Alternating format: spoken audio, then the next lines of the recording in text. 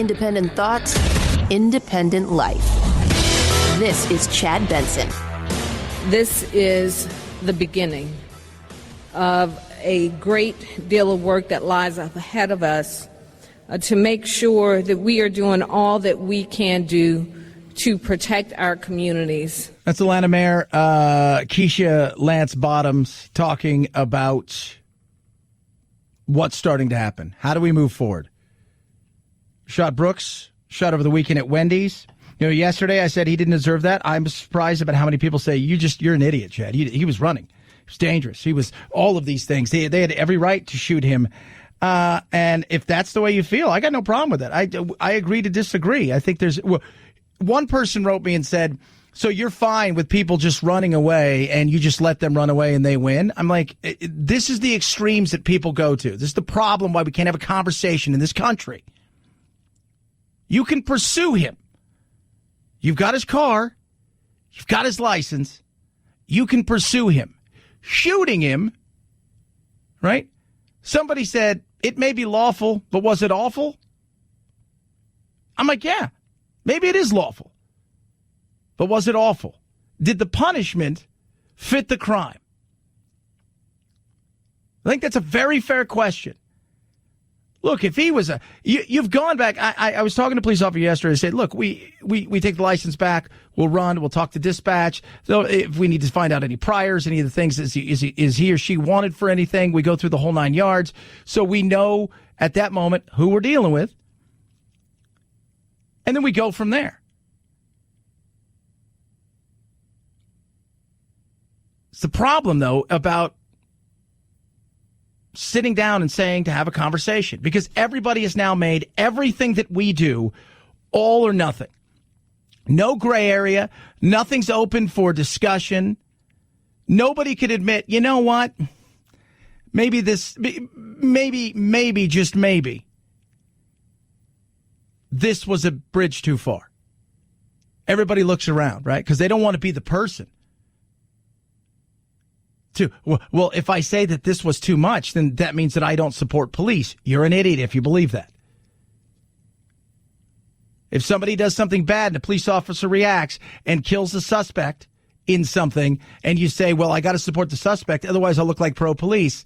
Again, all or nothing is stupid. It's what's the problem right now and why we can't have discussions in this country about stuff, because we've decided that it's all or nothing. Politics, pop culture, all of those, it's ridiculous, and it's hurting the country. The morale is bad right now. My understanding is that it's really bad, and understandably so. It's bad across the country. Yeah. How about this new poll? Americans are the unhappiest they've been in 50 years. Now, not everything has to do with what's going on with George Floyd, what took place in Atlanta over the weekend. That plays a part of it, but the reality also is that we are what? We've been inside for months, unsure about what's going on with COVID. There's a lot that goes into why the morale and people are unhappy. We're inundated now 24/7 with news. What do? We go and we doom scroll. We go from place to place to place looking at stuff, because if we can somehow wrap our heads around it, it makes us feel better. So that's what we do. So we go from, it's the same thing that happens when you go on, WebMD, right? You got a little bump or something. You think, oh, by the time you're finished, you've gone down a rabbit hole and you're pretty sure you've got something and you're never going to be able to live. It's what we're doing now all the time. Inundated 24/7, news after news after news, and most of it's negative because if it bleeds, it leads. And then we get into these little weird factions that we live in where we're all or nothing. It's all the police are bad or all the police are good. No, it's not that way. A lot of good cops, a lot of okay cops, a lot of good guys and gals who are cops that probably shouldn't be police officers, and some out there that are awful. It's not all or nothing. And by the way, all or nothing is a very miserable way to live. Right? It's fine if you're jumping your motorcycle to go all or nothing, because that's basically the two choices you have. You either make it or you crash. Life's not that way. It's not. 323-538-2423 at Chad Benson Show's your Twitter. You can tweet at us, text the program as well. Speaking of COVID, it's not going anywhere, and people are, well, they're nervous. I'm still scared of getting sick because I've just seen so much and so many people who are like young and healthy and like myself like come in. The lingering fear of the second wave is what makes everybody, I think, still sleep a little bit less well and worry more. You know, nobody's as good as or as strong or as healthy as they were, I don't think, before COVID at any level, no matter how well you tried to take care of yourself. There's nightmares, there's stress. I don't think anyone is sleeping. We plan and we think about, and we knew COVID was coming. And in my wildest dreams, I never imagined how devastating and hard it would be. I don't think anybody did. We thought we did, and we looked over at China, and then we saw what's going on in Europe. We knew it was going to come here, and it was going to be bad. How bad?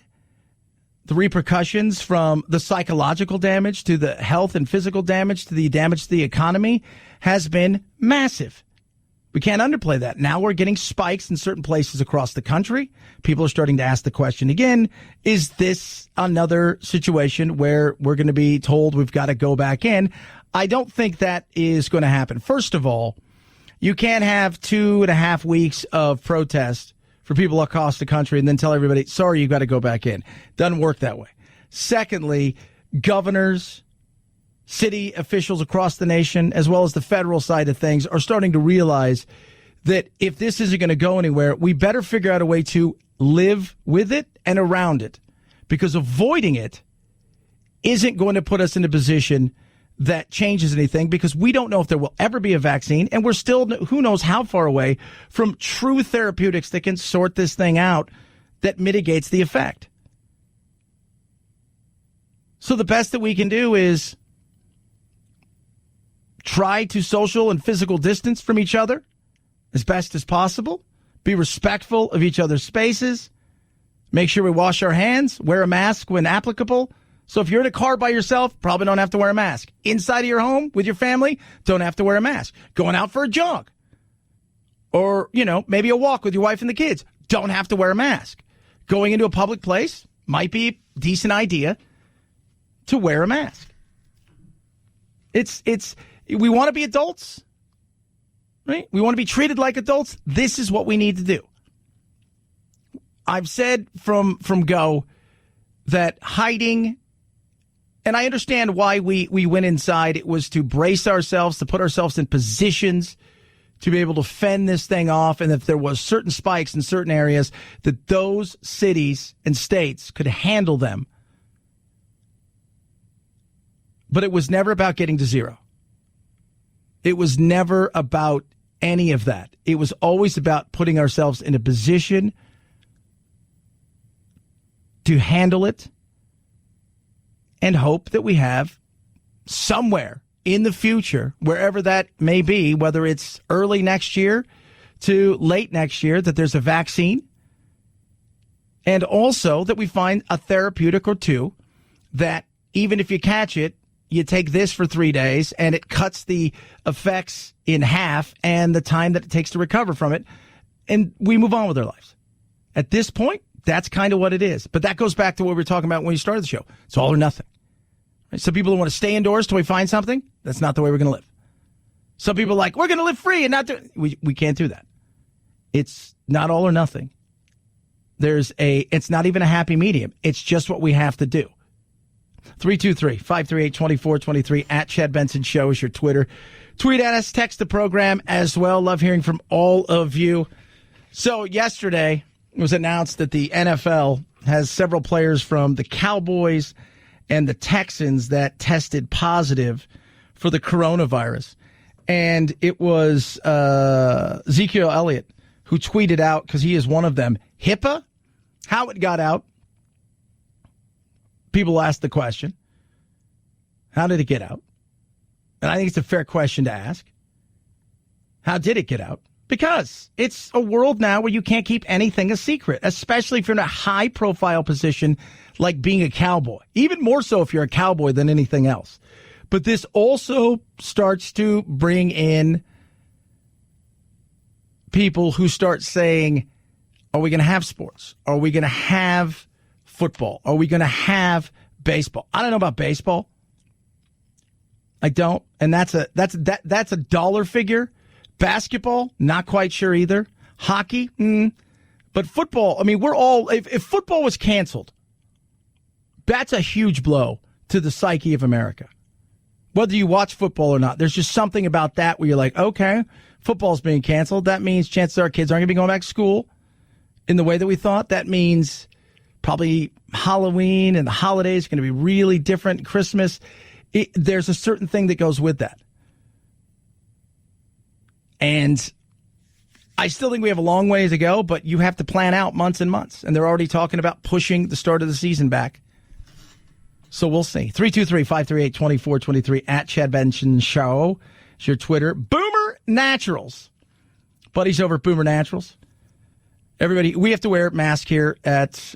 So I have my show that I do, and then I do another show. And the studio where we do our other show, we have to wear masks throughout the office if you're in a group of two. Essentially, it's a group of two. So if you're just like getting up to go get something to drink, it's fine. If you're going to the bathroom, whatever. But if you're walking anywhere and you're talking to someone, they want you to wear a mask. It's face coverings, a mask. This is it. They're not going anywhere anytime soon. Boomer Naturals has what you need. 30-day, 30-use protective face cover. This mask is incredible. It's made from 3 layers of hypoallergenic material, right? So this blended material is treated with nano silver technology. It's also treated with antibacterial, antiviral protection, 65% cotton, 35% polyester, extra large, medium, small for children.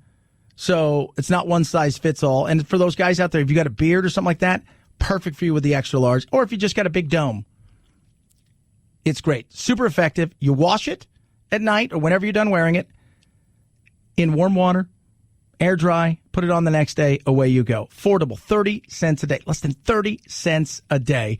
Use code CHAD20. You're going to save 20%. You can get free shipping on all orders over $50. It's code CHAD20 at boomernaturals.com, boomernaturals.com. Use that code CHAD20, boomernaturals.com. Chad Benson Show.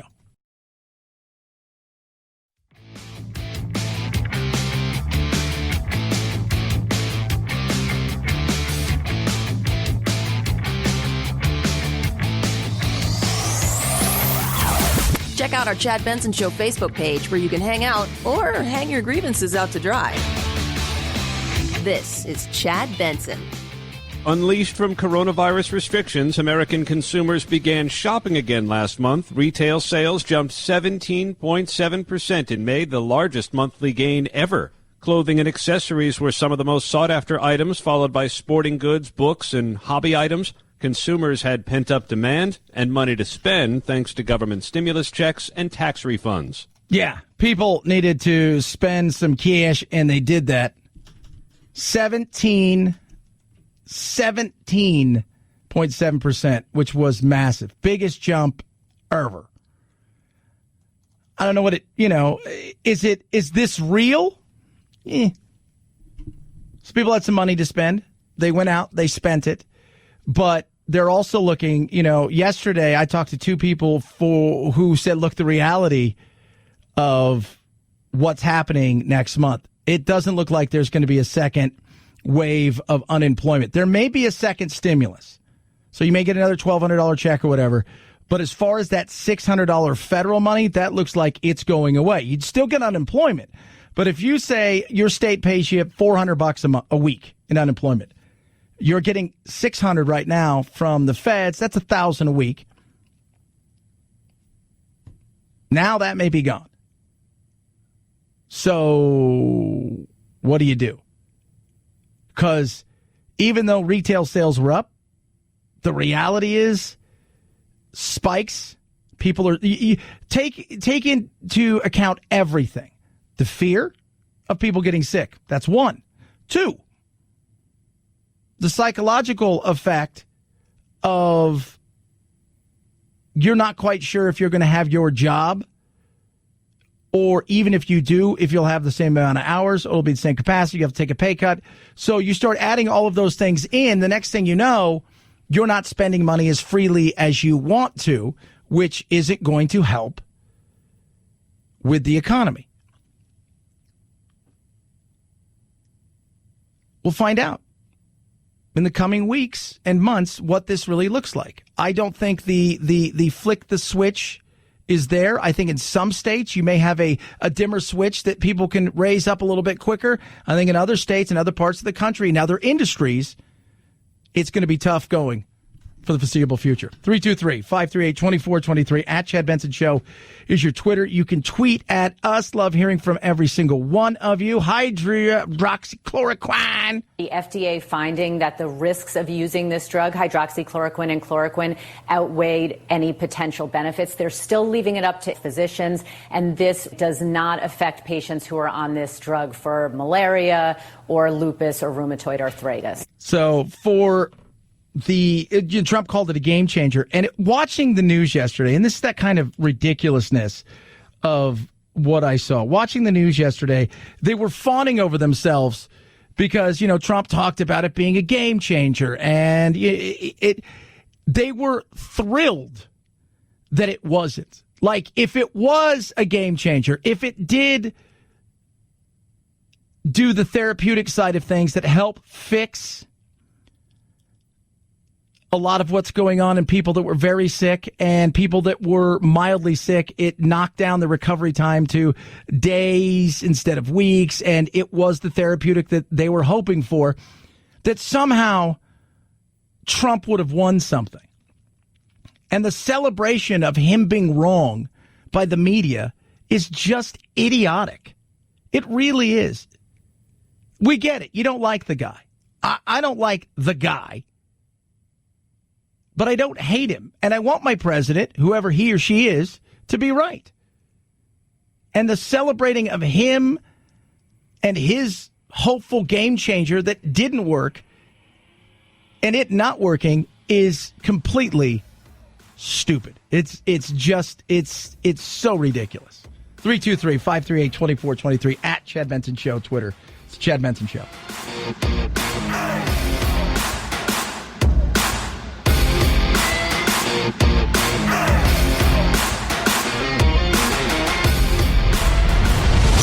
The Chad Benson Show.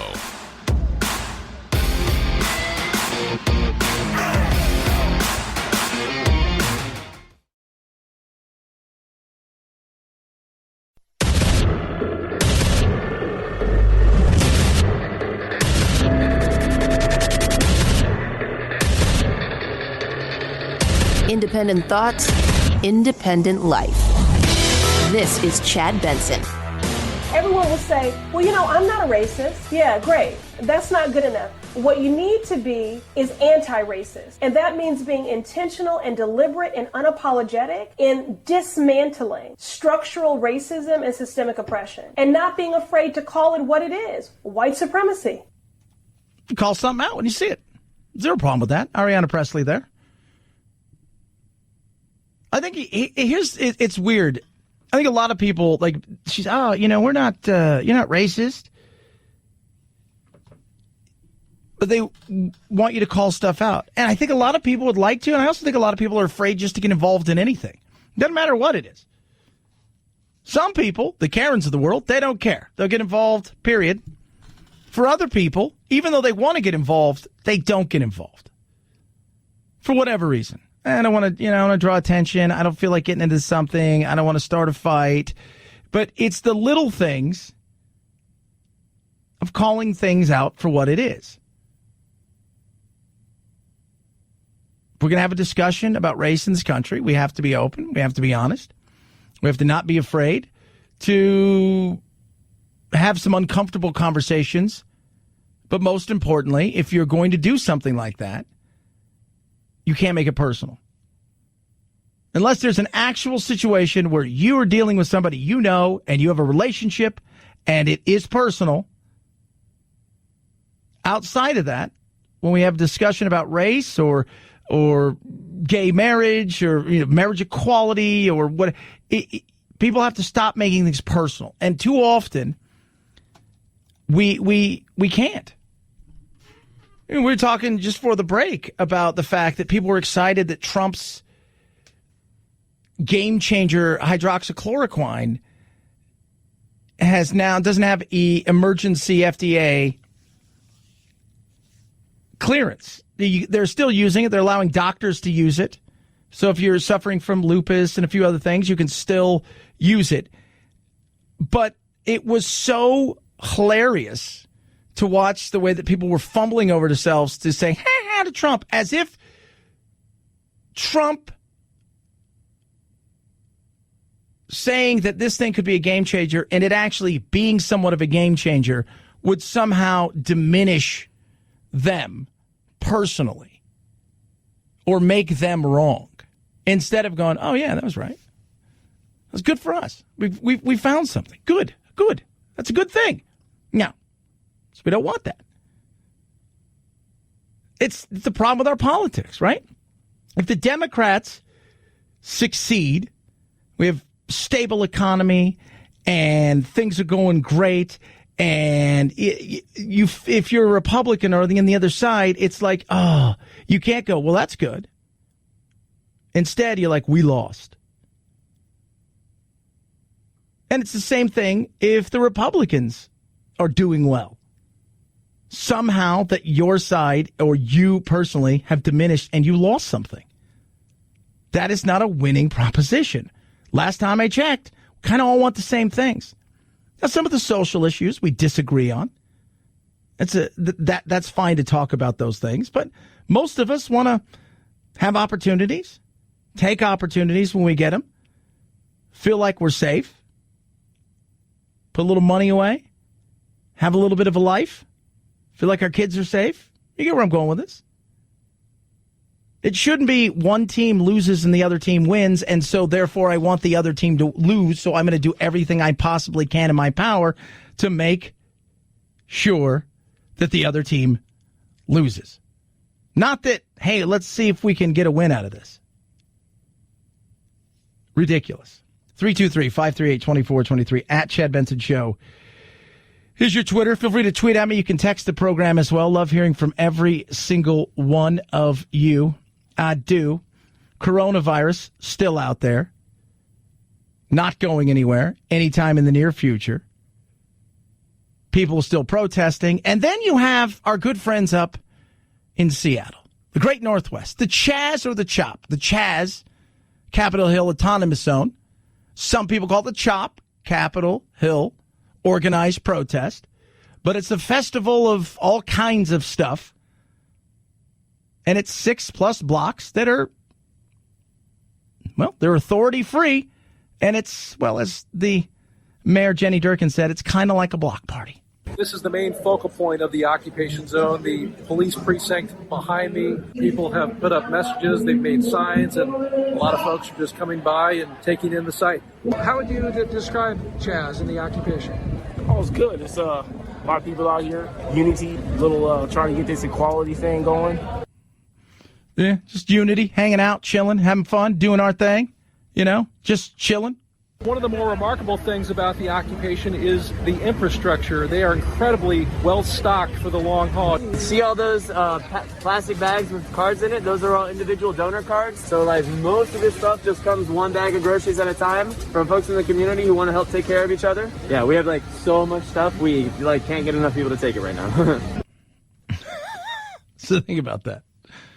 They got all kinds of stuff. So they've got outside people helping them keep everything there, keep their fun going. I spoke to Alex Stone from ABC News yesterday. He was up there. He said one of the things, he goes, in daytime, as we've talked about this, they say it's a carnival-like atmosphere. They're growing stuff. They're having fun. Because you have a lot of competing factions. You have a lot of voices. And Black Lives Matter is not particularly thrilled by this because they felt like it's 90+% white. It feels like they've usurped the message, and it's very little to do with George Floyd and equality and race, and it has more to do with, hey, we're having a good time, and this is what we want. A lot of people are on this field and might be relaxing or having a picnic. You can see this meditation society behind me. doesn't really look like the picture of anarchy. It seems like it's a great way to demonstrate what's happening, and this is a very revolutionary time. It's a good vibe. It's a good vibe. I mean, we got a million people here that got different opinions. It's not a million, but everybody got a different opinion. So, yeah, we're going to hear some screaming and yelling, but it's only their opinion. Yeah. Well, it's not what everybody wants. They want to be heard. They want their opinions. What are their opinions? What it is that you want? Look, this is an interesting study. First of all, you've allowed your city to be taken over by all kinds of different groups.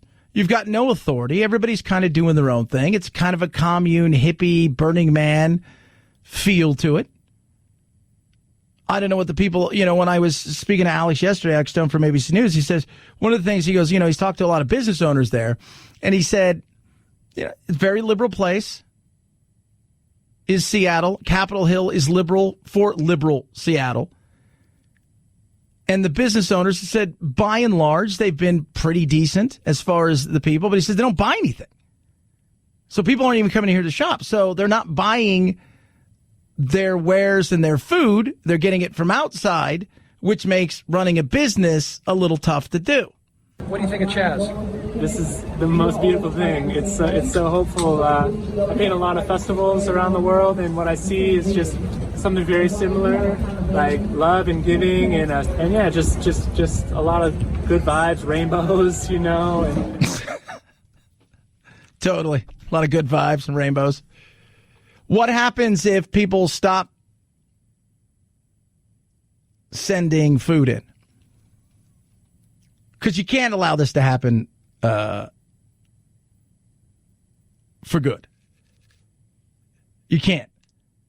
What happens if people stop getting supplies? What happens if there's no power? Their phones get shut off, things like that. What happens at that point when right now it's a festival and it's new and it's summer camp and we're hanging out and all of that stuff, and then all of a sudden there's less food? All of a sudden, things get a little bit more trying. All of a sudden, what happens at that point? Huckabee said something very interesting. Yeah, that Huckabee. The officials who are supposed to stay with a sense of order have allowed this to just degenerate into utter chaos. And so it's going to last as long as they're willing for it to last. Why don't they turn off the electricity, the water, the gas, and jam all of the communication signals coming in and out of there? When these people can't go on social media, when they can't call in for things by way of their iPhones, things come to a grind pretty quick when no supplies can come in and out. Yeah, I mean, that's absolutely true. When that stuff starts to disappear, you'll see what happens. I mean, yesterday, there was a major power outage, cyber attack, whatever it was. T-Mobile, it affected Verizon, Sprint. Everybody across the board had some, but T-Mobile and Metro in particular, it was a nightmare. And watching people freak out about that, it's like, oh my God. Could you imagine? I mean, what's it look like then? So you've got thousands of people who would slowly but surely see the access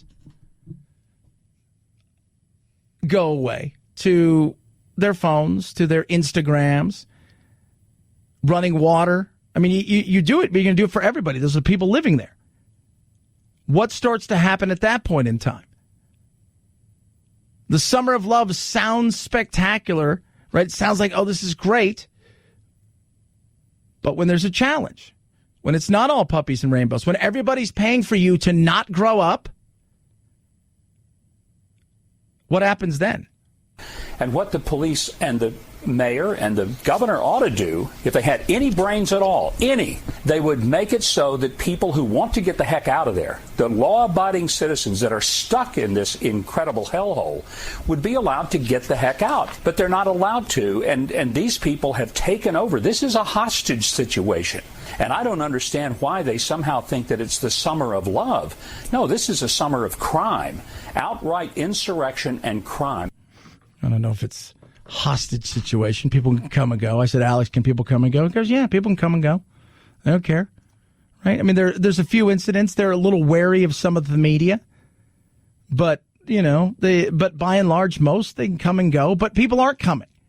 Especially people who are business owners are noticing that they're not showing up.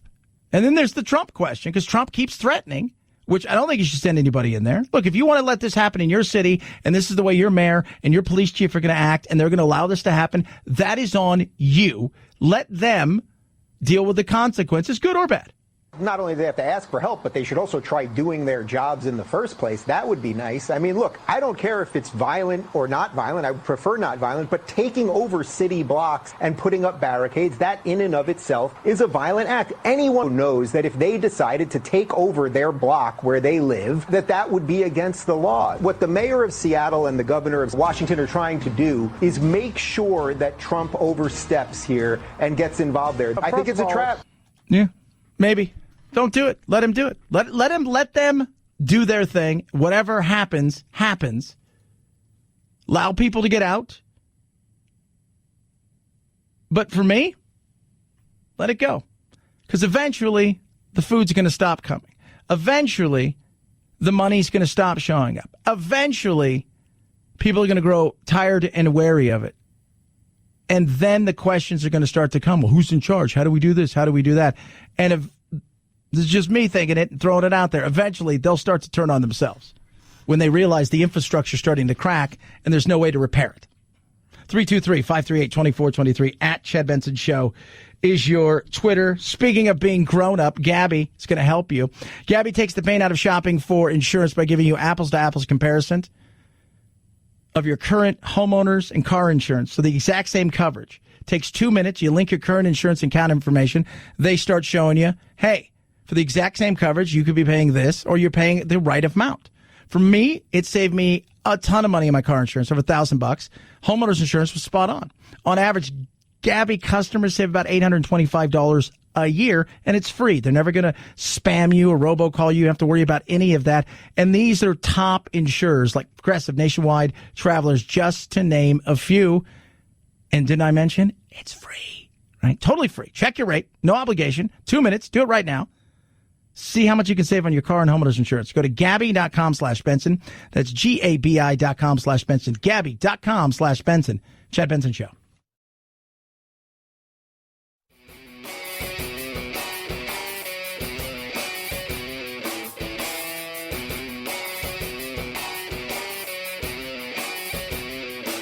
Being antisocial sucks. Hang with Chad's friends on Facebook, The Chad Benson Show. And if you just need some alone time, head on over to Twitter at Chad Benson Show. Either way, we can't wait to meet the real you. Gorsuch not just appointed by Trump, but appointed to replace conservative icon Antonin Scalia. In fact, Neil Gorsuch occupies Scalia's old office. So this was a huge surprise. He was joined by the Chief Justice, John Roberts, of course, appointed by George W. Bush. They were together with the 4 liberal justices. So yesterday, SCOTUS's ruling, 6-3. So no discrimination against the LGBT community in the workplace. Can't fire somebody for being gay. Can't fire them for being bisexual, transgender. And when I was talking to Monica Lindstrom, who's a legal expert I work with, you can see her on Court TV and a lot of stuff like that. We were chatting about this yesterday because she filled in for on my other show. And as we were chatting, she says, look, with the original Civil Rights Act, 64, when all of this stuff was put together, it was the basis of sex, not orientation, not any of that stuff. The other 3 justices in seeing some of this may not have even disagreed with said ruling, but their whole thought was, this isn't our decision. This is what Congress is for. You guys should be making the law. That's what you should be doing. We're here to interpret. You guys should be making the law. We shouldn't be in a situation where we're taking this case because you guys should have done this by now. Obviously, they hadn't. We're lucky they do anything, right? And usually when they do something, as we all know, it goes to hell in a handbasket. But 6-3, you had Gorsuch and you had Roberts. And a lot of people said, if you listened back in February when the arguments being heard, you just had to hear Gorsuch to know which way he was going to go. And Roberts is kind of that you're never quite sure with him, right? He's become Kennedy, like Sandra Day O'Connor. They talk about her. She used to be the referee between one side and the other. And I asked her, I said, how did, because yesterday they decided not to have qualified immunity, not to hear the case of qualified immunity. And she told me, Monica Lindstrom, the legal expert, she said, look, one of the things that how court picks it is it has to be the right case and it has to be big. They're not hearing little things here and there. It's got to be, and if they're going to hear something that they're interested in hearing, it's also got to be the right case. And this case for qualified immunity was not heard. Doesn't mean they won't in the future. So it'll be very interesting to see what takes place because there's still more rulings that are going to be coming out in the coming days, including DACA. And that's all based on a technicality. The DACA thing has nothing to do with, it's all based on essentially, the argument is, do you have the right to? Did he dot the I's and cross the T's and follow the place that he needed to follow? Not, is it right? Is it wrong? Those kind of things. The heart, the logic, it is, did you do and check all the boxes you need to? 323-538-2423 at Chad Benson Show, Twitter. 'Tis the Chad Benson Show.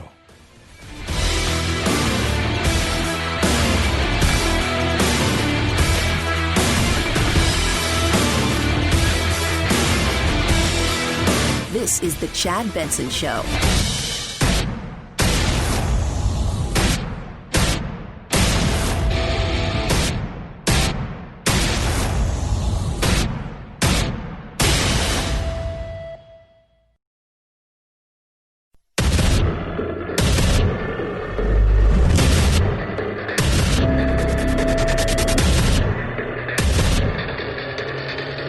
Independent thoughts, independent life. This is Chad Benson. In Florida, where beaches are now open, hospital beds are filling up, prompting Miami's mayor to postpone phase 3 of reopening. Texas is setting records almost daily for COVID-19 patients admitted to hospitals. A new projection from the University of Washington forecasting more than 200,000 deaths from the virus by October, mainly due to reopening measures. But what do we do? It's a fair question. Most people are resigned that it's not going anywhere. I've said from the beginning that we're going to have to learn to live with this, knowing how long it's going to take to find a vaccine. Everybody's like, you're an idiot. You're a fool. You don't know anything. But you talk to any immunologist, and I talked to several specialists in viruses and stuff, and they'll say that herd immunity eventually is the thing that will defeat this unless science can get there first. But based on what science can do and the fact that it is novel and on a daily basis, this thing's changing and we get 180-degree turns within 24 hours. And then you throw the politics on top of it, and it can also become an extra nightmare and a layer that shouldn't be there. How many people are going to die from it? I don't know. I thought 100,000 was a stretch. I was wrong. Guess what? I'll be wrong again. But we're at the point where we're having to live with it. And the game changer, there wasn't hydroxychloroquine. Is it remdesivir? Maybe. Now, there is something else that's new that has been shown to apparently be helping people tremendously, and it's very easy to get. And the study in Britain is huge, that to the point where they're like, we need to get this to people as fast as possible. And I've said two things will change this: a therapeutic and eventually a vaccine. Therapeutics will come first because we're testing drugs that are already in a position to be rolled out fast, readily available, and have already gone through all of the hoops. And this is one of them. The treatment, a steroid called dexamethasone. In a large study here in England, it was found to reduce deaths by up to a third in seriously ill hospitalized patients. Study leader Peter Horby of the University of Oxford says the benefit is clear in those patients who are sick enough to require oxygen treatment. He adds the drug is inexpensive, on the shelf, and can be used immediately to save lives worldwide. And on top of that, they also said this is one of those things that could cut down people from having to get to the point where you need any kind of hospitalization, Theraflu, something of that nature. That's a game changer for people. That changes a lot of different things if there's a true therapeutic. This is one of which I'm sure over the next several weeks and months, there'll be several that show real effect in combating this, besides just your immune system. Let's not forget that the majority of people, and I'm talking about the vast majority of people, will not need to seek hospitalization, doctors, or ever be in a position where they're going to be in the hospital or be in a position where they're going to be incapacitated to the point where they have to have oxygen or be intubated. That is, if you look at the numbers, I think when this thing was originally, we had no idea it was novel. Oh my God, it's going to kill how many people? It's a lot of people. I mean, we don't see anybody die from this. At the end of the day, it's not going anywhere. It's here. We're going to have to learn to live with it. The quicker we find some therapeutics and allow the vaccine, whichever vaccine ends up being the most effective, everybody is racing towards that. They're getting closer in a lot of trials. And some of these trials, they're getting even closer to the point where they're already picking out manufacturers and sign deals of who's going to produce this in mass quantities. That's how fast they think they're going to get there. But we're still probably looking first of the year at the earliest. But a therapeutic, that's real. 12 times more deadly in people with certain medical conditions pre-existing. So we're talking about common conditions like heart disease, representing 32% of the cases, diabetes representing 30% of these tracked cases, and chronic lung disease, 18%. Dr. Jen Ashton right there. Translation, take care of yourself. Try to eat okay, get a little activity. Guess what happens in life? It helps you out. You take care of your body now, it'll take care of you later. Sometimes it's genetic. Not always, though. A lot of this is self-inflicted. A lot of this is. And every once in a while, somebody who is in perfect health will get something, and for whatever reason, their body goes on the attack and it destroys itself. It's here. It's not going anywhere. We have to learn to live with it. We have to learn to live around it.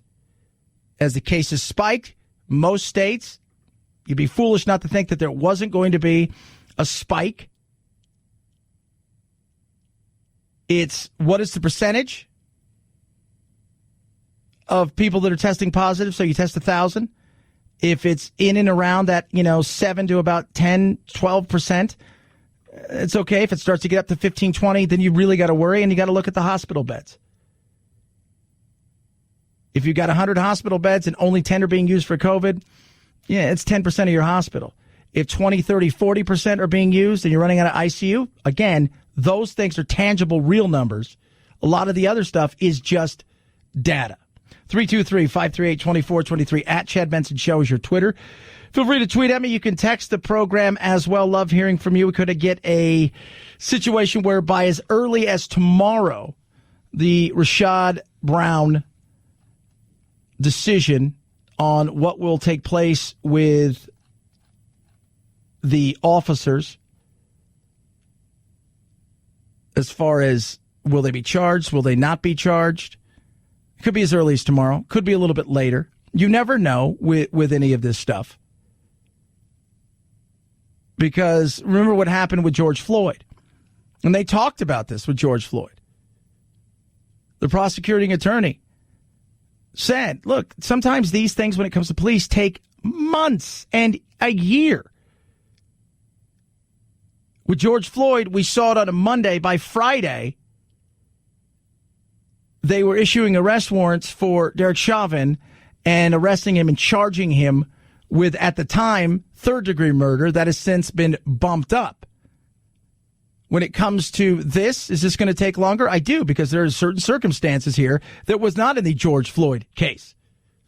You had somebody who did resist. You have body cameras and film footage, as well as people who are witnesses to it. On top of that, then you've got to look at the language of what's inside the Atlanta Police Force's code of conduct, if you will, what they can and can't do, how they respond to certain circumstances. Did they do everything in their power? Those are the questions that are going to be asked. And as a prosecutor, you'll hear this all the time from, and I say it, it's not what you know, it's what you can prove. That's what they'll say. Do I think that he deserved to be shot in the back? No. Would I be surprised, though, if they didn't charge him? No, I wouldn't be surprised. This is the beginning of a great deal of work that lies ahead of us to make sure that we are doing all that we can do to protect our communities. It's the mayor of Atlanta, Keisha Lance Bottoms. And this goes back to the policing. How do we police? What's that look like? You know, yesterday I said he didn't deserve that. There are ways they could have gone about doing other things. You're going to hear a lot about de-escalation. Sometimes you know, if they're a true threat to the community, like some of the people trying to paint the picture yesterday of like, I'm like, you got his car, you got his license, you can pursue him, shooting him was unnecessary. People are like, so you're just going to let people go? I'm like, really? That's where you go? Oh, and then somebody else is what if he goes, he's drunk, obviously, and he goes and he steals a car and he kills a bunch of people? Like, that's the leap that people make. And that's why we can't have conversations in this country. This is why we can't have nice things. Because you've taken it to absurdity. You've gone from point A to point B. If the guy, you've got his license, you've run him, you know that he's inebriated, you're going to take him in. You know exactly the things that, you know, you're looking, is he wanted for him, all of those kind of things. It's now, okay, we pursue him, call back up, the whole 9 yards, and at the end of the day, we've got all the evidence outside of that. If he's a killer and he's wanted, it's a different story, right? It's a totally different story. And look, there's no doubt, it was a felony. He attacked an officer. He ran. Those are all things that you're adding up. But did the punishment, being shot in the back, fit the crime? Like, that's a fair, as somebody said, it's lawful, but it's awful. It's a fair question to ask. And stop jumping to the craziest things in the world. Right? It's like, well, what if he steals a car and then he's drunk and then and you're like, wow, that's where you went. Because you want to be right so much. You can't just say, well, maybe they could have done some other things. You can't just say that. Right? Because if you say that, you're essentially giving in and you're taking not even the other side. You're just saying, well, maybe things could have been done differently. 323-538-2423 at Chad Benson Show's your Twitter. Tweet at me, text the program as well. Love hearing from each and every one of you. Boomer Naturals talk about this thing that goes on called coronavirus. Boomer Naturals here to help. 30-day, 30-use protective face cover made from 3 layers of high-quality, hypoallergenic material, 65% cotton, 35% polyester, treated with nanosilver technology, antibacterial and antiviral protection that lasts on the cloth for 30 days. It's a wash and wear. Take it home, wash it in warm water, let it air dry, boom, wear it again. Less than 30 cents a day, and absolutely effectiveness is, they're going to send you a certification. I'm going to send you something that says, this is how effective it is. 92.2%. That's how effective this thing is. It works. And here's why it works. Besides all that other stuff, different sizes. If it doesn't fit right, it's not going to work for you. And it's not going to protect others. Extra large, maybe you got a big dome, right? Got a big head. Smart. Maybe you got a beard. Large, medium, small, children's sizes, different colors. What are you waiting for? Protect your family. Take your family's health into your own hands. Use code CHAD20 at boomernaturals.com. Boomernaturals.com. Use that code CHAD20. Save yourself 20%, plus get free shipping on all orders over $50. BoomerNaturals.com, code Chad20, Chad Benson Show.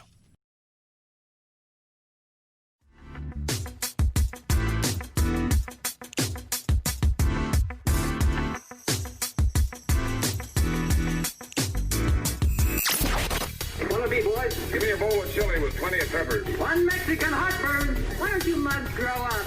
The Chad Benson Show, where independent, a la carte thinkers have a seat at the table and a voice in the dialogue. I'll have what she's having. This is Chad Benson. 5, 4, 3, 2, 1, 0. Ignition. Liftoff. Now it's time to find out what's trending. What's trending? Yeah, what does that mean? I mean something, right? Like it's trending on the old internet. What's trending? A lot of stuff. Yesterday, a T-Mobile outage was massive. Huge. 5 million plus searches. Didn't just affect T-Mobile. It affected every carrier at some point, but T-Mobile was the one it truly affected. Today, dexamethasone, which is what they're saying could potentially be a life-saving drug to treat coronavirus, is trending. They've done a huge study in Britain, and it showed to reverse the course and help people who are critically ill. We're not talking about the average person who's got it and maybe has some symptoms. We're talking about people who are on death's door, and it is helping them tremendously. Tupac Shakur, and his birthday today. Shake Shack. NYPD finds no wrongdoing by employees after a few of their officers got sick from drinking a milkshake. And North Korea trending number one on the old Google. Why? Because they blew up their liaison office in Kaesong. That was used for talks with South Korea. And so they blew it up because, well, he's a child. That's why. He's mad because everybody else is paying attention to anything that's not him. If that makes sense. Because he's a child.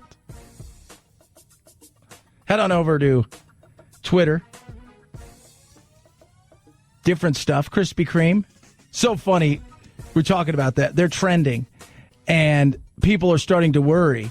Oh, are they getting canceled? I'm like, that's where we're going with things now that trend. It can't be for good. The first place we go is, somebody tweeted something 14,000 years ago when they didn't even have Twitter or technology, but a descendant of somebody who did something inside of a cave, with a drawing, and that is because that's the insanity of where we are.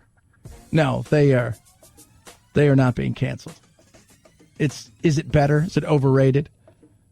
It's a lot of what's going on. 16.4% in April is trending. What is that? That is what people are throwing out there. And this goes to our who's winning, who's losing, right, left, us versus them baloney. Because today, retail sales jumped 17.7% in May, breaking a record. And they're like, well, Trump doesn't talk about the fact that it fell 16.4% in April, also breaking a record. And you're like, this is... Well, then you know what? 1.3% to Trump. He wins. Let's just all move on with our life. Stop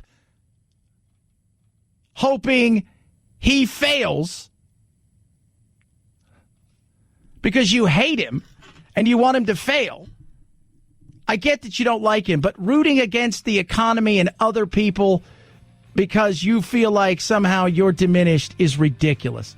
And China and India are also trending. Why is that? Well, because they've got some skirmishes and they've had some soldiers killed as they're battling each other over the last, several weeks, but it got ugly last night.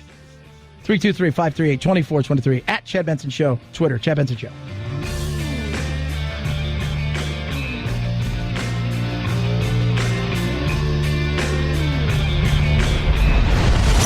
The Chad Benson Show.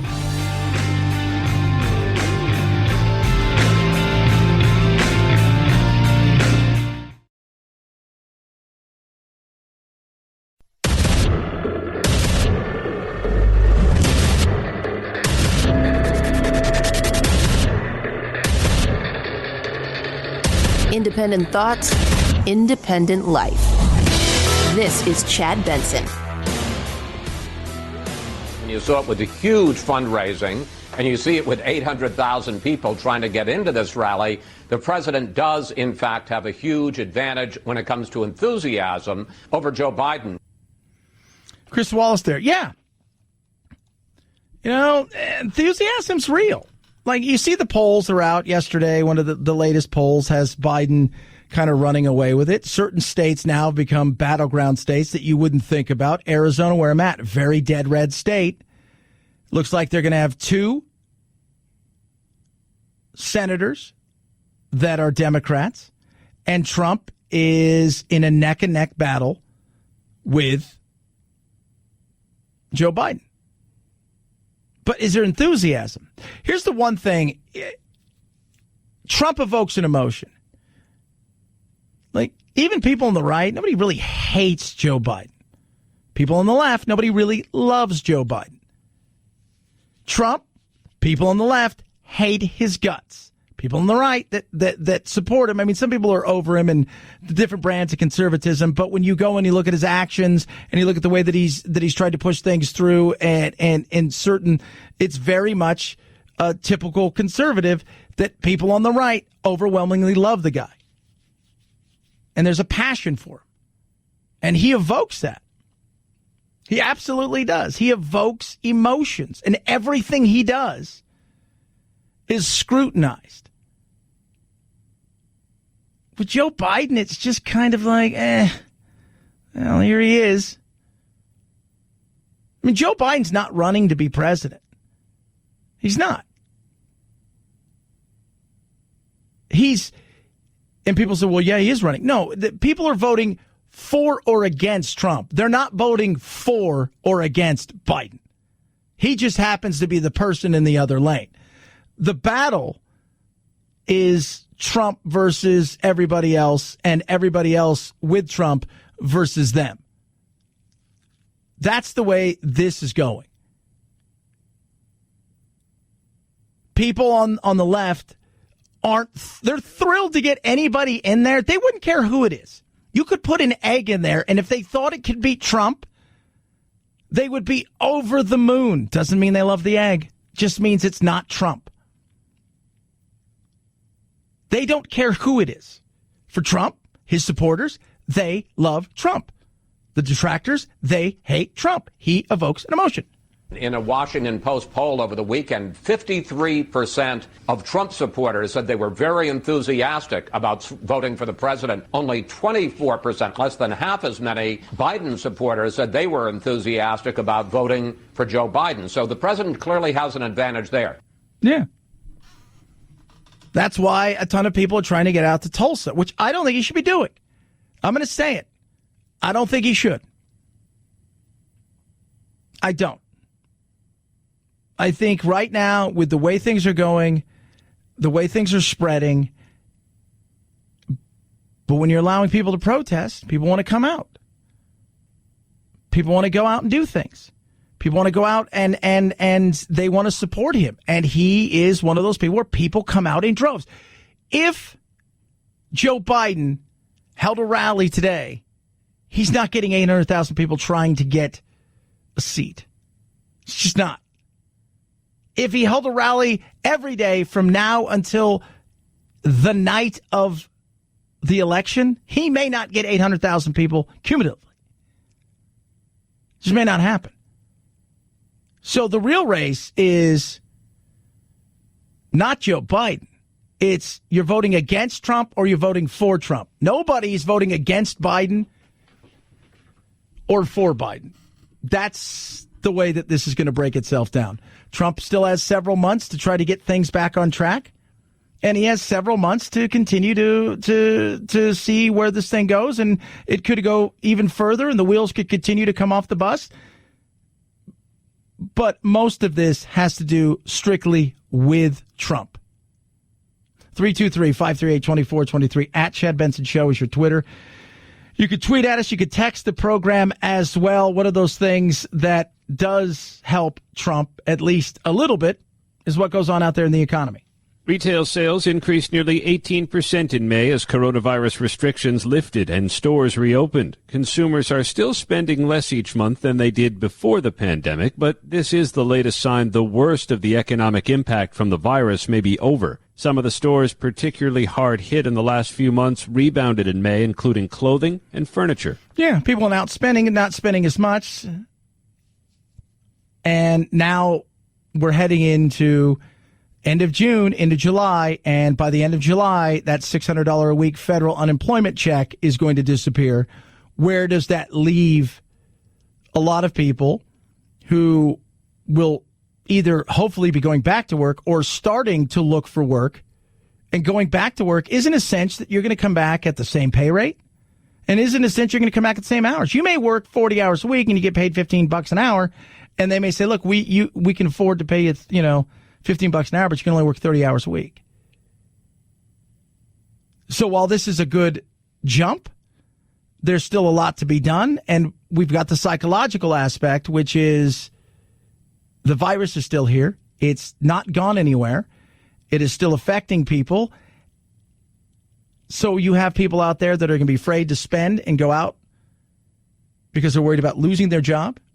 Even if they have a job, they're not quite sure what they may have in 60, 90 days. And the second thing is you've got people that are going to be afraid to go out there altogether because of the virus for the health side of things. And that's something that may not change until we have a vaccine and or a therapeutic that is absolutely proven to work. And we're not there yet. 323-538-2423 at Chad Benson Show is your Twitter. You can tweet at us. Last night, very interesting, Roger Goodell spoke. He's been doing a lot of this. Of course, we have the Black Lives Matter movement is growing. The conversation of race is happening since the death of George Floyd. And, of course, you can't bring race up and sports without talking about Colin Kaepernick. Hasn't been in the league for a while. A lot of people are saying this is the time. This is the time. This is the time. Now's your chance. If he wants to resume his career in the NFL, that obviously is going to take a team to make that decision. But I welcome that, support the club making that decision, and encourage them to do that. If his efforts are not on the field, but and continuing to work in this space, we welcome to that table and to be able to help us and guide us and help us make better decisions about the kinds of things that need to be done in communities. We have invited him in before, and we want to make sure that everybody's welcome at that table and trying to help us deal with some very complex, difficult issues that have been around, unfortunately, for a long time. But I hope we're at a point now where everybody's committed to making long-term sustainable change. That right there, of course, is Roger Goodell, the commissioner of the NFL, talking about Kaepernick. He's encouraging some teams to sign him. And then you've got to say, all right, so if you're an owner and you're a GM, you start having to ask yourself several questions. Some of it is going to be related to the protesting. Some of it's going to be related to the football side of things. He hasn't been in the league since 2016. That's a long time to not get hit. His skill set, and when I talk about this, people are like, oh, you just don't know. No, he threw 72 touchdowns to 30 interceptions? Even his last year wasn't awful. I think it was 19 touchdowns for 4 interceptions. Now, what does he bring to your club? Well, he's going to bring a lot of stuff. He's going to bring a lot of eyeballs that could be a distraction. Very much so. He's going to bring a lot of things to your club that may potentially fracture a locker room. If you're going to bring him in, you have to have leaders on the team. That's why teams like the Patriots were able to bring bad eggs in, if you will. People that have had a lot of issues elsewhere because the leadership on the team was such that they could crack down on it. They didn't need the GM and the coaches to do it. So you're going to have to bring in, you're going to have real leadership on a team inside of the locker room that has nothing to do with the coaches. Secondly, what's he like football-wise? Again, 4 years, going on 5 years out of the league. How much do you want this? Are you showing up at 6 in the morning and leaving at 9 o'clock at night and putting in all of the work? Are you committed to winning? Or do you just want to show up at 10, leave at 2, and you're about raising your profile? Because remember a few months ago, the NFL says we're going to give you a workout with everybody, and hours before he changed it all, thought it was just a bunch of baloney, and even the most staunch supporters at that time said, dude, you know what? They were trying to give you another chance, and you wanted no part of it, and you bounced, and it felt like that you weren't really into this. But now everybody's like, okay, let's give him a chance. This is the time. So there's a lot of questions out there. I do believe somebody is going to sign him. And I look around and say, okay, who needs a backup? That could be it. I look at somebody like the Patriots. Maybe, maybe not. But I definitely look at somebody like Tampa Bay Buccaneers. You've got Tom Brady. Okay, you got Tom. Bruce Arians is a good coach, right? He's a player's coach. It's Tampa. The lights will be bright already with Tom there, but it's Tampa. It's not New York. So I think that could work. Like if he became a Cowboy, I think that'd be a nightmare. But there's a lot that goes into it. It's not just, oh, somebody sign him. So it'll be interesting to see. But I do think somebody's going to sign him. And somebody said to me yesterday, what do you say? So Chad, you said you're okay with him kneeling. I said, look, it's a business decision by the teams. As far as the protest itself, the beauty of America is we can protest. I don't want to see it every 2 seconds, right? That would be old. I don't want to see it every time you do something great. I don't need you to turn to the camera. And I do want to see the game itself. And somebody said, well, what if somebody takes a knee in the end zone and prays? I'm like, well, good. That's fine. Or takes a knee when they score a touchdown. Again, I think there's a time and a place. I think he's made his voice heard. And I think he wants to get back in the league potentially. But I don't know how much he wants that. That would be the first question I ask him. How much do you really want this? Are you willing to put in the effort and time? Is this going to be your number one thing you do, or is this going to be second or third in the things that you do? Because it's about commitment. You can't have 52 other guys who are all pulling in the same direction, and one guy is like, that doesn't work. 323-538-2423, at Chad Benson Show, Twitter. Tweet at me. Car Shield. Got your car? Maybe car's a little bit newer. Think to yourself, you know what? My car's a little bit newer. I got electronics. Worried about that. Some of those little gadgets in there. Right? Those fuses and whatnot cost a lot of money. That could save you big. Right? That's why you get Car Shield.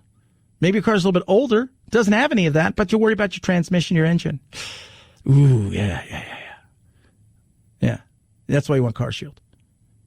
Covered repairs. Never been easier taken care of than with Car Shield. Plans start as low as $99 a month. Call them up, 800-CAR-6000. Use code Benson to save 10%. Tell them exactly what you're looking for. Be specific. I need this. I need that. Boom. Go from there. It's easy. And again, plans to fit your budget. You get 24/7 roadside assistance, a rental car for free while your car's in the shop, and the shop is the shop that you choose. They get them paid directly. You pay a small deductible. Find out what's right for you. Call 800-CAR-6000. Use code Benson to save 10%, or go to carshield.com, carshield.com. Use that code Benson again to save you 10%. A deductible may apply. Chad Benson Show.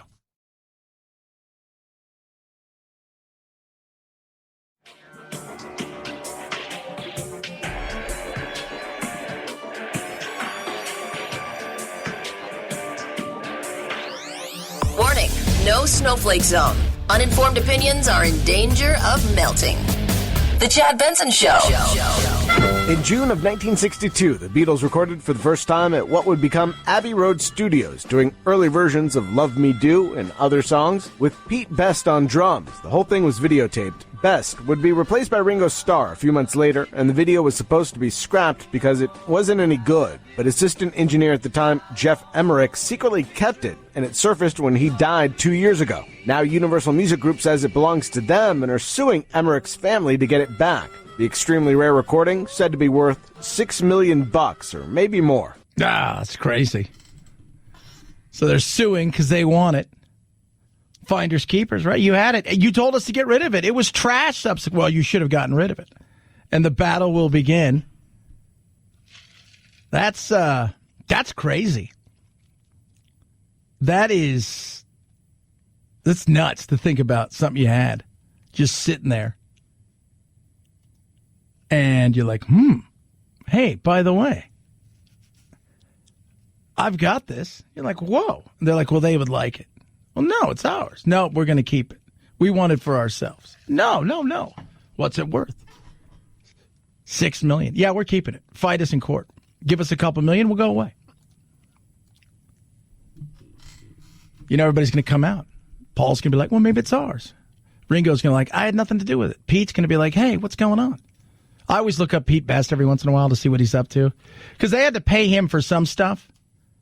He fought for years. If you guys don't know anything about Pete, he was the original drummer before he was replaced.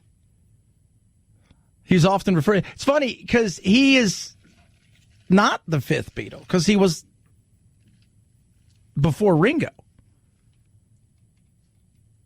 And they had to settle with him later on down the road, give him some money, as you do. As you tend to do. Sometimes just easier to say, here, take this. We'll sort it out later. 323-538-2423 at Chad Benson Show is your Twitter. You can tweet at us. Speaking of entertainment, the Oscars, what will they do with those? I think they're... here's the thing with the Oscars. Like, first and foremost, what do you even have at this point in time to show? Only a few movies have been released, and you're going to have some in July, but really. And the Oscar goes to... Hollywood's biggest night usually held in February, but not next year. The Academy of Motion Picture Arts and Sciences and ABC announcing Monday that the 2021 show will be postponed 2 months to April 25th. They say as a result of the global pandemic caused by COVID-19. April 25th would be the latest the Oscars were ever held, and this will be the 4th time they've been postponed. It happened in 1968 after the assassination of Dr. Martin Luther King Jr., also in 1981 after the assassination attempt on President Reagan. Yeah, but there's not a lot of movies that I think are going to be coming out between now and the end of the year. So you could see a weird Oscars next year. Start thinking to yourself, what is this? What's this movie here? Scooby-Doo on what? 323-538-2423 at Chad Benson Show's your Twitter. It's the Chad Benson Show.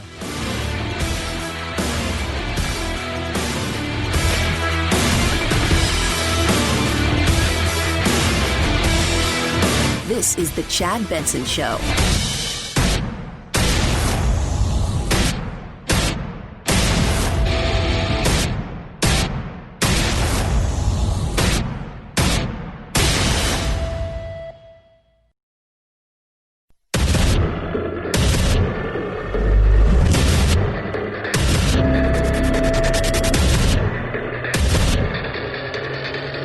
Independent thoughts, independent life.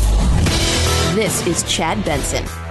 I'm still scared of getting sick because I've just seen so much and so many people who are like young and healthy and like myself like come in. The lingering fear of the second wave is what makes everybody, I think, still sleep a little bit less well and worry more. You know, nobody's as good as or as strong or as healthy as they were, I don't think, before COVID at any level, no matter how well you tried to take care of yourself.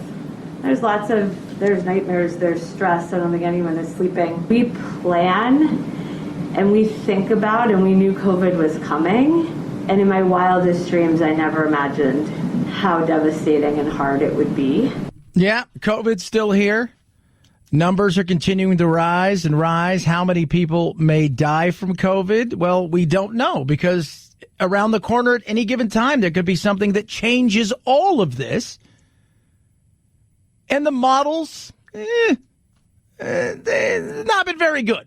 Let's be real. In Florida, where beaches are now open, hospital beds are filling up, prompting Miami's mayor to postpone phase 3 of reopening. Texas is setting records almost daily for COVID-19 patients admitted to hospitals. A new projection from the University of Washington forecasting more than 200,000 deaths from the virus by October, mainly due to reopening measures. Yeah. Well, what did you expect? I mean, at some point in time, we're going to have to get back out there. Let's just say we stayed in till July 1st. As far as we know, there's no vaccine and there's no actual therapeutic treatment. So let's say we go out July 1st. What do you think was going to happen? Let's say we stayed until August 1st. Still no therapeutic treatment. Still no vaccine.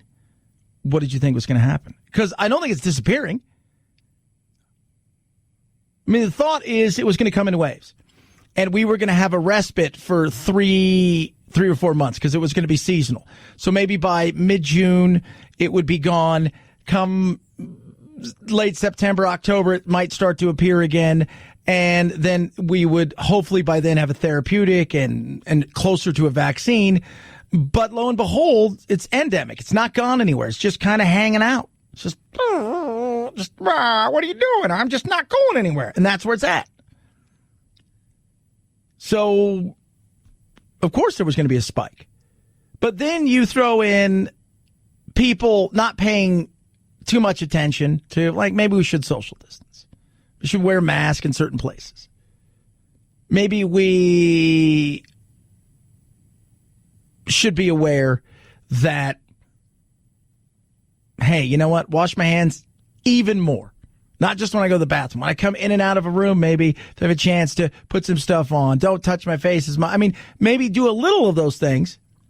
But the reality is, at the end of the day, there is no therapeutic and there's no vaccine. So no matter when we emerge, unless we hide and hope it disappears magically, that this thing was going to see a spike. Now, is there good news on the therapeutic side? Well, alas, for my good friends in Britain, there may be. The treatment, a steroid called dexamethasone.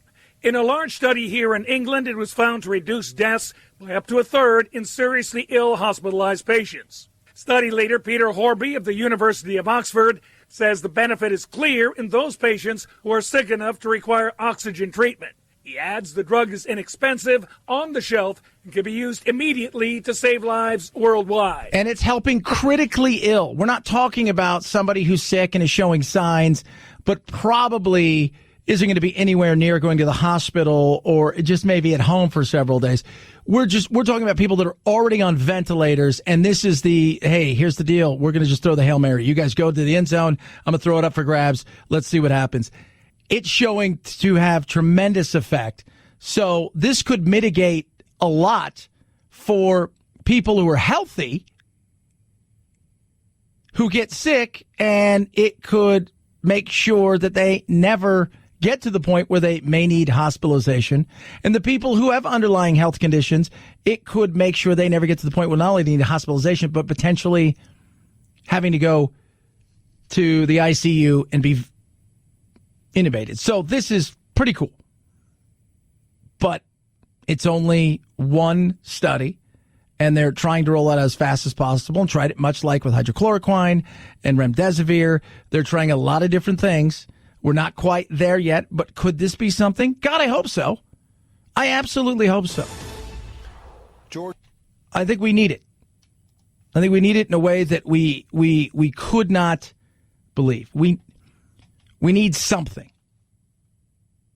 We need a kick in the butt because there's been a lot between the racial tensions in this country, before that, the coronavirus, now the spikes in the coronavirus. Racial tensions are still high. People are worried about all kinds of things. Yeah, this would be a welcome, we need this. 323-538-2423 at Chad Benson Show is your Twitter. You can tweet at us. Trump, executive order today. What was in it? A lot of stuff that it was, for some people, was it a bridge too far? Was it too much? Some people on the right, some people on the left. Wasn't far enough. One of the big things is there that was a no-go was qualified immunity.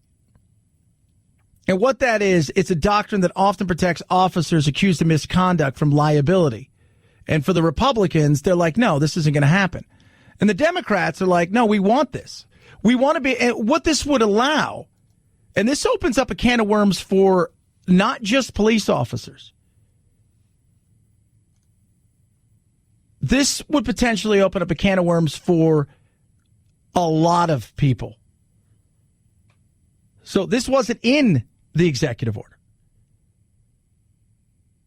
This is something where if you're a police officer and you don't get sued, the city, the police force, they get sued.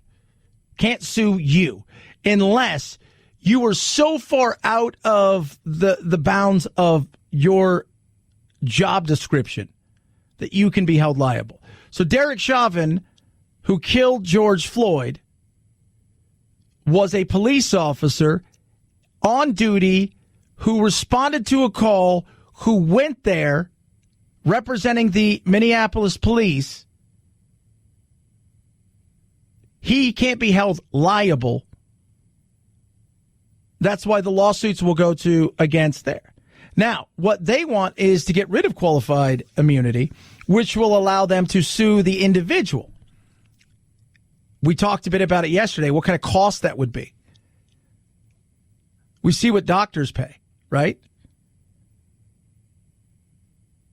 For that. But you're not going to be paying your police officers $300,000 or $400,000 a year so they could take out $60,000 or $70,000 worth of liability insurance. Also, when you do this, the next thing that's going to come is first responders people are going to say, well, we want qualified immunity gone from them. So your paramedics, your firemen. What about judges? You should get rid of qualified immunity for them. They too have qualified immunity. Oh. Governors, presidents, you start opening up a can of worms. Because the lawsuits, and remember, those lawsuits can be pretty much over anything. I get it. You would want, but what about, could you imagine, though, as an average cop, what are you making, 60 grand a year? Some places making less, some places making more. Let's say 50 or 60 grand a year, and you have to pay $1,000 to $2,000 a month in liability insurance. So you get $5 grand a month. Now you're down to $3, but after taxes, what are you down to? Is that something you really want to do? No, it's just not. It's ridiculous. And the fact is that you can be sued. That's to cover whatever damages. That's not to cover the law portion of it, which would be lawyer after lawyer after lawyer. Who would sign up for that? Oh. Now, if Derek Chauvin, who killed George Floyd elsewhere, not on duty, well, then he could be held liable. But because he was performing his horrendous act while a member of the Minneapolis police force, he has qualified immunity. But think about every judge. Think about suing, every politician. You start to open stuff up. What if, I don't like the way the fire department destroyed some of my stuff when they came here? Or paramedics. Or you start going over and over all of these things, and you start going over the individuals, and the next thing you know, you have so many lawsuits that you're not going to have people that want to do any of those jobs. So that wasn't in this. An executive order has a lot of, moving police forward, trying to bridge the community, et cetera, et cetera. Some people it'll not go far enough. Some people it'll went too far. Was it a step in the right direction? Well, any step in a direction like this is a right direction. 323-538-2423 at Chad Benson Show is your Twitter. You can tweet at us. You can text the program as well. Love hearing from every single one of you. Gabby, what do they do? Lots of stuff, like save you money. Save me over $1,000 on my car insurance. Thank you, Gabby. How did they do that? Well, I put my homeowner's insurance and car insurance in. type it in. I linked everything up. It takes about 2 minutes. In 2 minutes, they showed me that I was paying way too much for car insurance, and that for the exact same coverage, I was paying exactly what I should be for my homeowner's insurance. Apples to apples comparison, things like Progressive, Travelers, Nationwide, just to name a few of the insurance companies they work with, and show you this is what you would get for the exact same coverage. It's awesome. It's free. It doesn't cost you a thing. It's no obligation. You just go to Gabby.com/Benson, find out what you can save. $825 is the average what they save their customers. Who couldn't use that? Find out if you're paying way too much for your homeowners and car insurance. Go to Gabby.com/Benson, Gabi.com/Benson, Gabby.com/Benson. Chad Benson Show.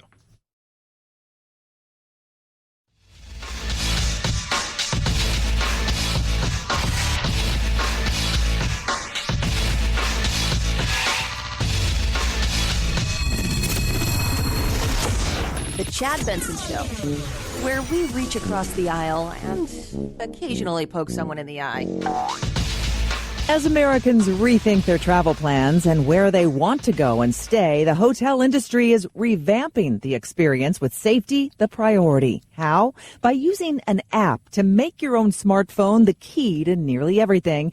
Guests would use their cell phones to enter the room, control the TV, temperature, and other hotel room features. Touchless plans are what's being dubbed high-tech, high-touch experiences, something the industry says will become the new normal in this pandemic world. No, we're always looking to do new things. The phone is the last thing it actually is anymore. Let's be real. It's your handheld computer. It's your world for many people. That's what's crazy about it. It's your world. But I don't know about being able to... Because here's the thing, the more that we rely on technology, the more that technology becomes so much a part of everything, and that's where we're going, though, the more that it's able to be hacked, and we're just going to have to accept that there's going to be opportunities where people are going to be able to hack into rooms based on the phones. That's going to happen. I'm very much, I keep saying, hey, Elon Musk, you said you want to build a bionic man within the next 12 months. You want to start doing stuff? I'm all about that. Come on, let's do it. Not afraid. I'll take a great leap forward to steal something from an awful human being and Chairman Mao. But I'll actually do it for the good. But it is weird, right? Like the touchless stuff.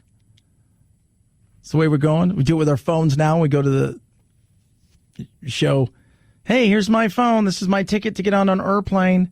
We want the way we can control so much more with it. Like even now, my whatever it is, it's not a phone. I can't even remember the last time. When's the last time you even had a phone call? Like you're either on speakerphone, you've got it to your ear, you're in your car, you've got it Bluetooth. But mine is my channel changer. It could do everything. It's my entertainment side of stuff. So why wouldn't it be some of those things?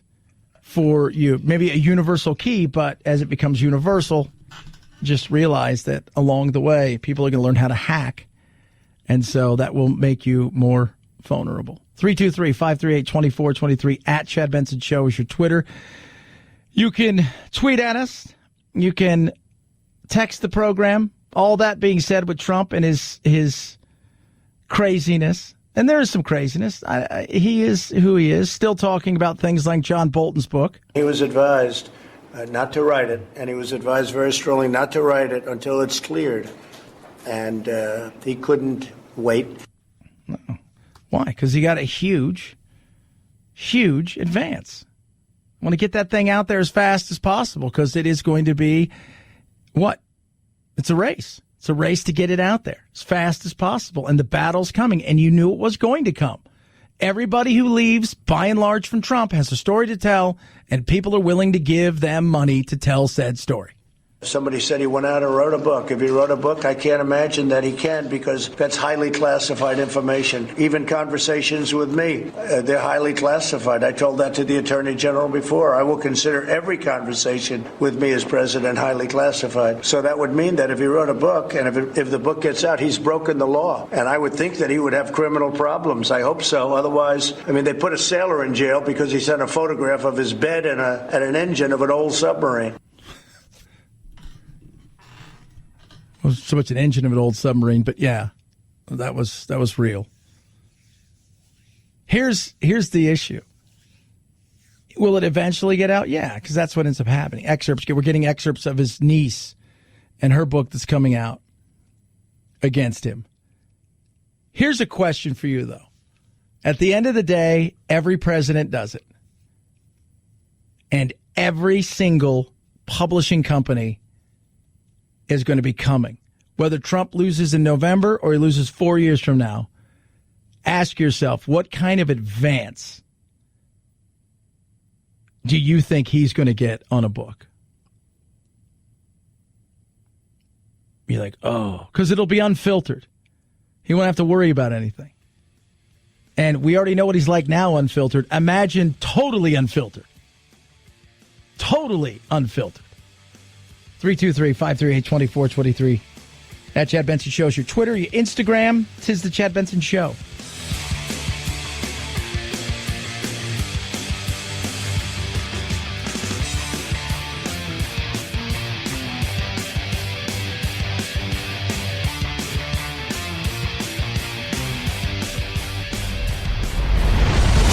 The Chad Benson Show.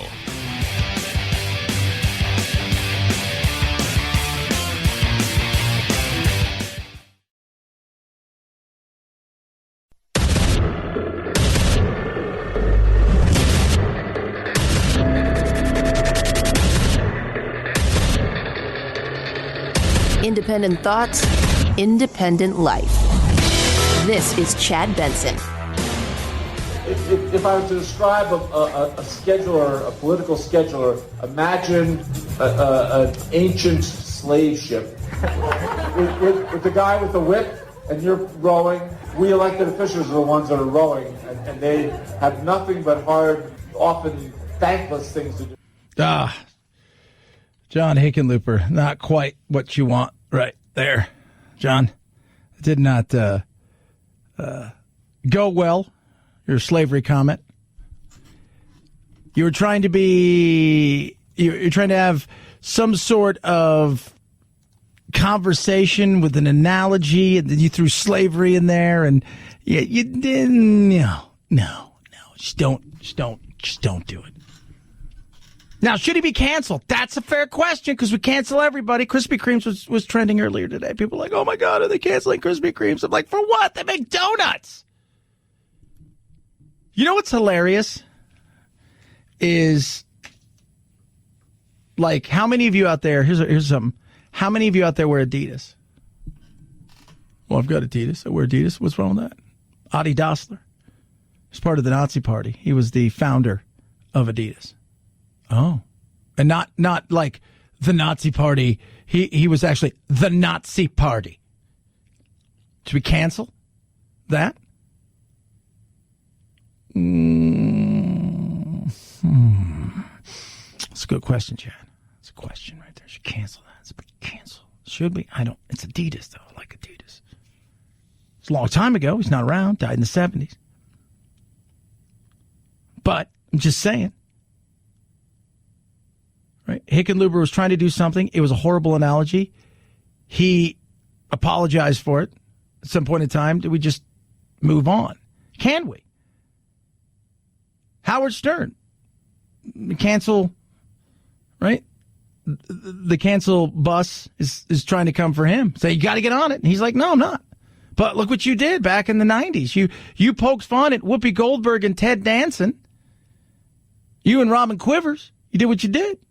And he's like, yeah, and I own it. I wouldn't do it today. I did a lot of crazy BS back in the day. Stuff that I look back on and I don't condone, and it wasn't, I did a lot of crazy stuff. That's what it was. But I own it. I wouldn't do it today. So it's time to move on. Stuff's been out there for years. Get over it. I agree. This retro rage. And here's the thing. First of all, Howard knows everybody. And everybody likes Howard. He broke barriers, but he did do a lot of stuff that, you know what, it wasn't good. Looking back on it today, and he's readily admitted that. It's not what he's about.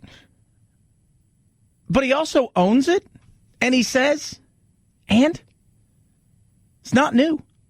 And that's it. See what happens when the cancel culture comes and you give in. They know that, well, they can come for you again. And sometimes an apology is needed. And he said, look, I'm sorry. I look back at a lot of stuff I did. But he goes, I also own it. And I'm like, that's all you can do. And the retro rage side of things that's out there where we want to go back and we want to hold everybody's feet to the fire based on today's wokeness and sensibilities is insane. Can't do it. It's not fair. And also, where's the forgiveness side of things? Like, where is the, that was 20 years ago. We've learned a lot. We've moved forward a lot. We've made a lot of progress. And I don't think that person would do it today. And so we go, and we move on. But there isn't that. There isn't that. It's now I want to destroy you. I want to ruin you. I want to just crush everything that I can. And I don't think that's good. That's not healthy. There's got to be room for conversation and forgiveness. There just has to. Because at that point in time, what you're going to do is, if you're not going to have conversation and if you're not going to have understanding, and by the way, this is if you did something stupid today. If you did it 15 or 20 years ago and it wasn't stupid by those standards 15 or 20 years ago, but you've then since moved the goalpost because you're interested in having the sensibilities and wokeness of today applied to things in the past, well, then everybody's going to be in a lot of trouble. Everybody.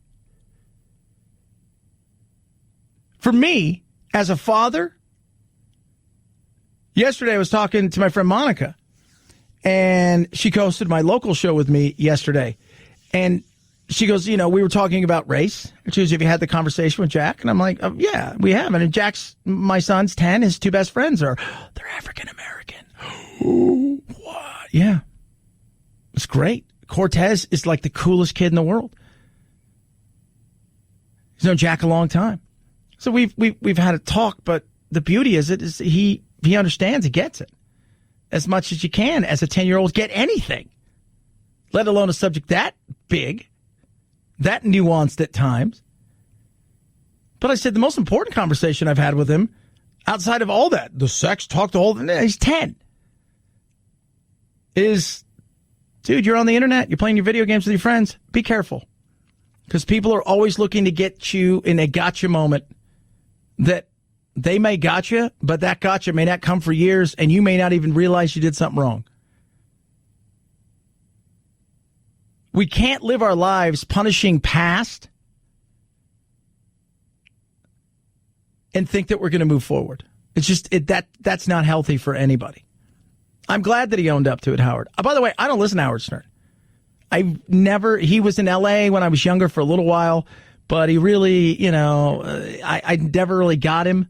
It's very much an East Coast kind of thing. And I will watch some of his interviews at times, but I never found him funny. And it was very shock jockey. It was very in your face, shock jock, and he said that, but he owned it. And I think when you own it and you apologize, if people aren't willing to forgive, and these are a lot of the same people that are saying, well, we need to go into the prisons and we need to find prison reform and we need to forgive these people. It's weird the way that it's a pick and choose thing. 323-538-2423 at Chad Benson Show is your Twitter. Feel free to tweet at me. And I'm all for prison reform, and I'm all for forgiveness. There's nothing wrong with that. Makes your life a better place when you can learn to forgive, take a deep breath, and go, you know what? We're going to move on with our lives. Can't live with that stuff. It's not good. But when you start moving the goalpost, know that nobody's safe, including the people that are moving the goalpost. Because everybody can figure out a way then to move the goalpost to fit a narrative that they want. Speaking of moving the goalpost, speaking of chaos and craziness, ladies and gentlemen, boys and girls, AOC. I think even the term white fragility can really set a lot of people off and saying, what do you mean I'm fragile? This is offensive. And so it's almost ironic that the term is kind of self-evocative in that way. Congress is, I don't know. I mean, it changed a bit, but prior to this term, Congress was about 90% white. Yeah. Yeah, they're pretty much crackery. Doesn't get too much crackery than what it is right now. It is. Right fragility. Why? You fragile. There's a group of people, particularly an older generation, that, it's a little bit more fragile. They're seeing the world change, and it makes them uncomfortable.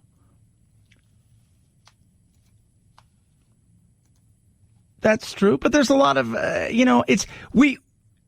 it's so funny because a lot of people want you to live in this world of identity and everything. Most people don't live in that. Most people don't. Most people live in the day-to-day of, I'm living my life. Going from point A to point B. I got stuff to do. My world revolves around me. Got to feed the kids. Got to take them here. Got to do that. I got work to do. I got a big report tomorrow. I've got this. I've got that. I'm amazed that people have time to think about these kind of things. But they do all day. That's what's crazy. Wow. More from AOC. There are a lot of blind spots. I have seen a lot from legislators and experienced a lot. And it's really, really difficult to confront and to see how some folks' political comfort is prioritized above other people's ability to survive and to live. Huh? What? By the way, she's talking a lot about not just the Republicans, but the Democrats, too. There's a lot of crackers over there. There's crackers everywhere. How do we get rid of them crackers? How do we do it? White fragility. That's interesting. That's the new thing. White fragility. Are you fragile in your whiteness? Would that help? Is that what you want? I don't think of it as, that's part of, I guess, being.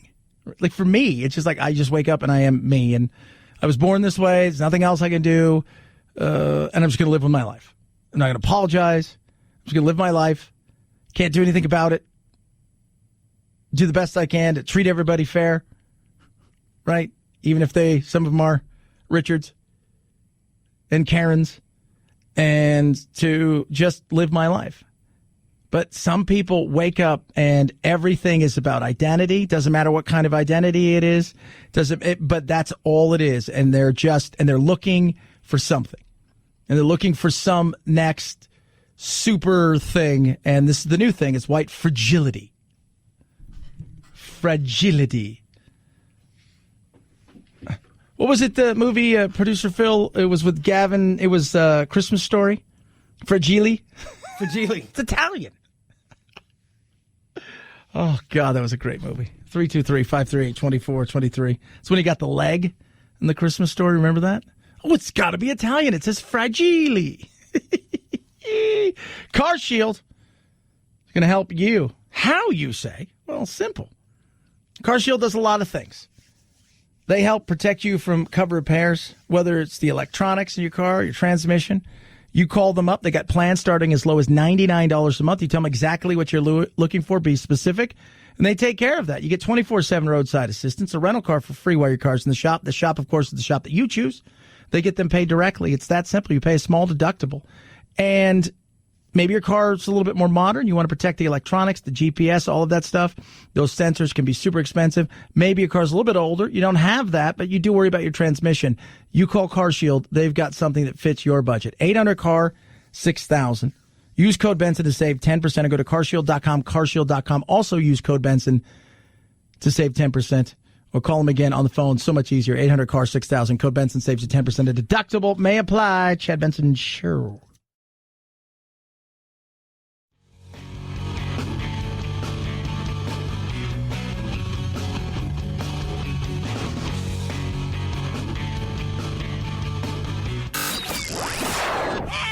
I can't take it anymore! Well, get over it. It's time to forge a new path with your very own political cartographer, Chad. I think it came from outer space. You want to call somebody? Yeah, phone. Phone? He said phone? He said phone? E.T. home phone. E.T. phone home. E.T. phone home.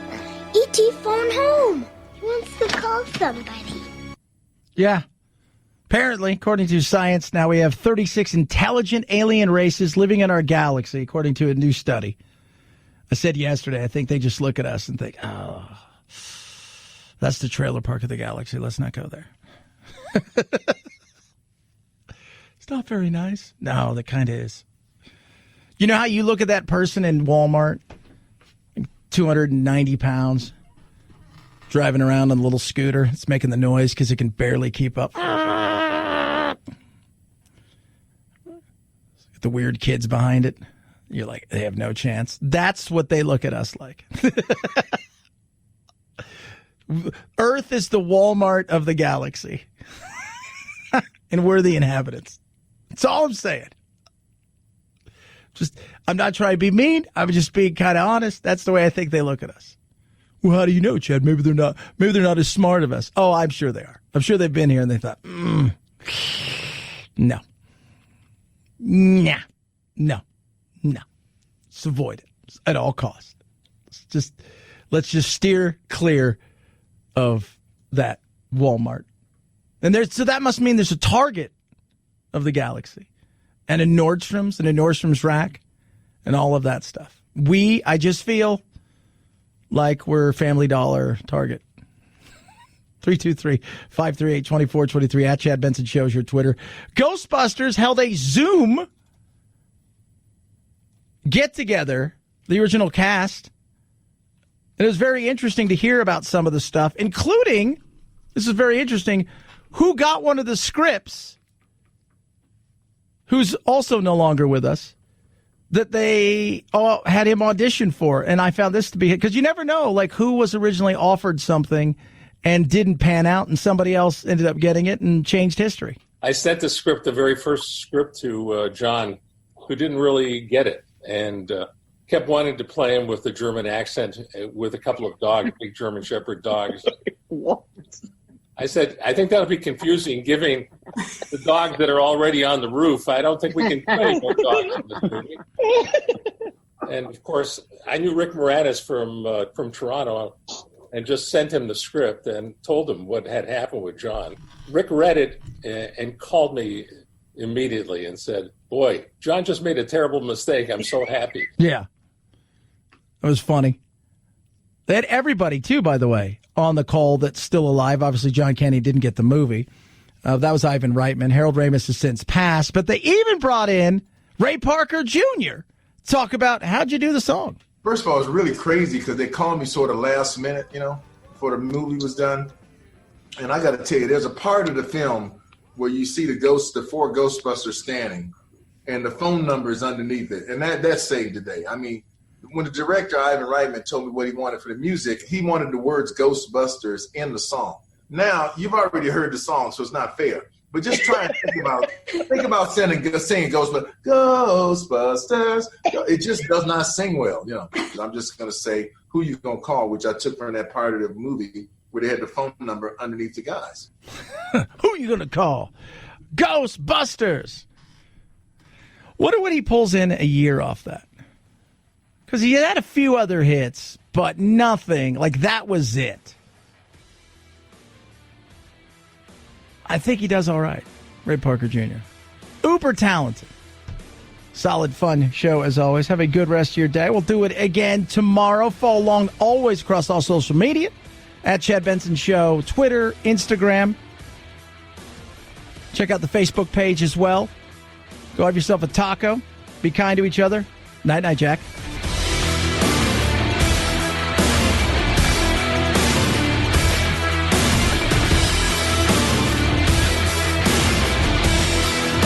This is the Chad Benson Show.